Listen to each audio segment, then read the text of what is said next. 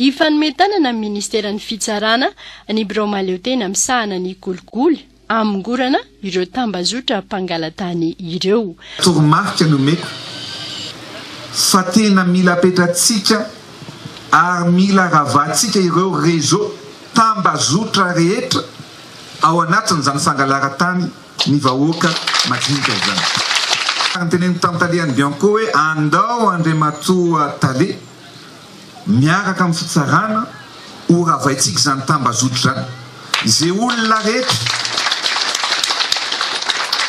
manana ny rariny, aokatsika tsy famitaka koa tena fantatra fa manana ny rariny, niza na iza ny ao ambadiky ny reny Fangalaran-tany reny dia hoenjehatsika hatramin'ny farany ary ho ravatsika ny tambazotra amin'izany Fangalaran-tany zany. Tsy eto Antananarivo ihany fa manerana ny Madagasikara.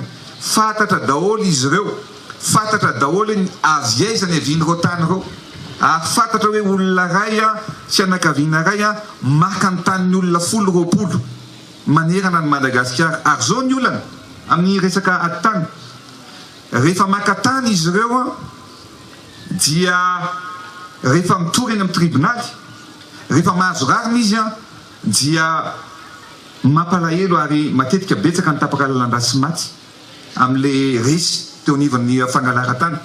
Fa izy ireo zany lasa mahazo tombony satria azo ny tany. Rehefa resy indray izy ireo dia tsy problème satria tsy migadra izy, fa dia milaza fotsiny tsika hoe le tany tsy anao zany fa nity olona ito. Ka manomboka zao anao lalàna manokana tsika hoe zay mangalatra tany na manosika ny tany tokony gadraina ary tsy maintsy atao penalina izany. Ka minsy matoka fa natateraka an'izany ianareo amerina ny asan'ny Fitsarana ary indrindrindrindra amerina ny rariny ho an'ireo vahoaka marobe manana olana indrindrindrindra amin'ny resaka fananantany izay.